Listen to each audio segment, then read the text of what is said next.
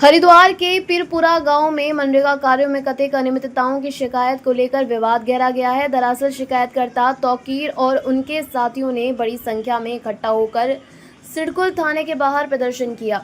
इस दौरान शिकायतकर्ता तौकीर का आरोप है कि मनरेगा लोकपाल कार्यालय में सुनवाई के दौरान हमला किया गया और कुछ लोगों द्वारा शिकायत वापस लेने का दबाव बनाया गया, जिसके चलते आज उन्होंने इस मामले में निष्पक्ष जांच की मांग की है।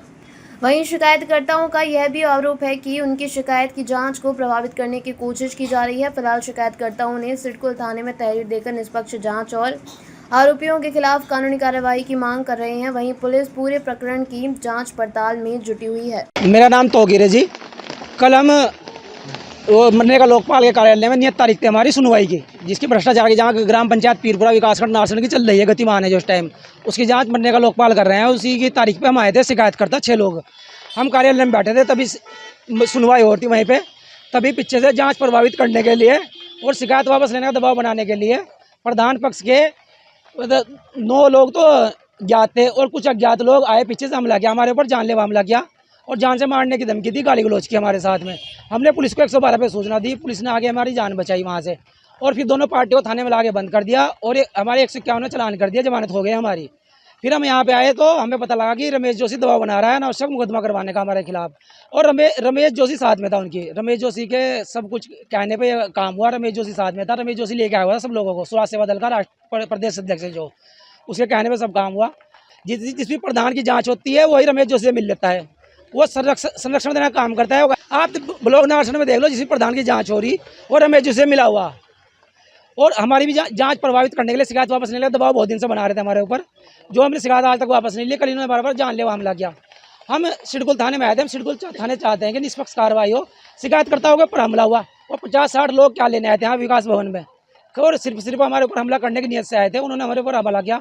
हम SHO सिडकुल से निवेदन करते हैं कि निष्पक्ष कार्रवाई करते हुए इन अपराधियों के खिलाफ कानूनी कार्रवाई करे और हमारा मुकदमा दर्ज करे। हमने ग्राम पंचायत पीरपुरा विकासखंड नारसन में जो भ्रष्टाचार और धांधली विकास कार्यों में हुई है, उसको लेकर हमने शिकायत की थी। मनरेगा लोकपाल के यहाँ सुनवाई थी, कल नियत तिथि थी, जिसमें हम जो शिकायतकर्ता थे उन्हें अपॉइंट किया गया था, उन्हें लेटर मिला था, और विपक्ष को जो लेटर था वो प्रधान और सिर्फ ब्लॉक के अधिकारियों को। शिकायतकर्ता हम 5-6 शिकायतकर्ता थे जो मौजूद थे, बट विपक्ष को, प्रधान को और ब्लॉक के अधिकारियों को अपॉइंट कर रखा था। लेकिन प्रधान सुनियोजित तरीके से पहले से ही प्लानिंग करके और रमेश जोशी के उकसाने पर, रमेश जोशी के कहने पर कुछ 8-10 अज्ञात व्यक्ति और कुछ नामजद व्यक्ति जो हमने तहरीर देकर SHO में दी है, ऐसा क्या नाम, कोतवाली सिडकुल में हमने दी है। इन लोगों ने हमारे ऊपर कार्रवाई जब चल रही थी, हम कार्यालय में बैठे थे, मनरेगा लोकपाल के कार्यालय में बैठे थे, इन्होंने अचानक आकर हम शिकायतकर्ता के ऊपर हमला किया, जिसमें काफ़ी चोट लगी, कुछ घायल भी हैं। और उसके बाद पुलिस ने हमारी वहाँ आकर जान बचाई। हमने 112 नंबर पे कॉल की, पुलिस वहाँ से लेके मैं थाने में ले गई। हमारा 151 हुआ, सब लोगों के मेडिकल हुए। मेडिकल होने के बाद अब विपक्ष जो इंतजार प्रधान है, रमेश जोशी, नफीस, क्या नाम, दाऊद, उस्मान, ये लोग रमेश जोशी के कहने पर अब हमारे खिलाफ झूठा मुकदमा लिखवा रहे हैं। रमेश जोशी ने दबाव बना रखा है यहाँ सिडकुल थाने में कि इनके ऊपर मुकदमा लिखा जाए झूठा। और सर ये जो कांड पूरी घटना हुई, ये रमेश जोशी के कहने से हुई, और रमेश जोशी ने पूरे इलाके में, हरिद्वार के जितने भी गांव हैं, भाई को भाई से लड़ा रखा है और पूरा ताना बाना भाईचारे का पूरा भंग कर दिया है इसने। और अगर कोई हमारे गाँव में घटना होती है भविष्य में, तो इसका जिम्मेदार भी ये रमेश जोशी होगा, क्योंकि इसके उकसाने में ये सब लोग काम करते हैं। और इसके साथ सजा याफ्ता, 2 मुकदमों में सजा याफ्ता, आजीवन कारावास का अपराधी इसके साथ रहता है, और इंतजार प्रधान जिसके ऊपर दो गोकसी के मुकदमे में सजा याफ्ता है, जेम फर्स्ट रुड़की से 2 मुकदमे, और फिरौती के कई मुकदमे इसके ऊपर दर्ज हैं, कई FIR इसके ऊपर दर्ज है, पोक्सो एक्टों में जेल जा चुका है, फिरौती में जेल जा चुका है, और इनका संरक्षण रमेश जोशी करता है।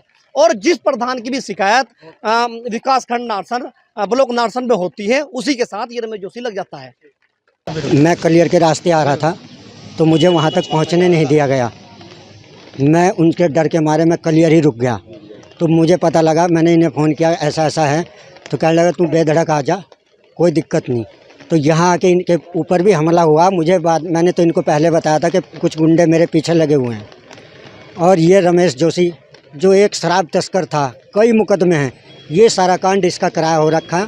हमारा आपस का भाई भाई का मामला है। और मैं एक बता दूं, वो तो मेरे भाई हैं, एक माँ के हैं, मैं कभी भी मिल सकता हूँ, मैं आज उनको बुला लूँ, लेकिन इन्होंने मुझसे उगाही के लिए, रमेश जोशी ने, गुंडे और ये कभी बुलाता है, कह लगे मुझे पैसा दो। भाई मैं गरीब आदमी, मैं कहाँ से उसे पैसा दूंगा।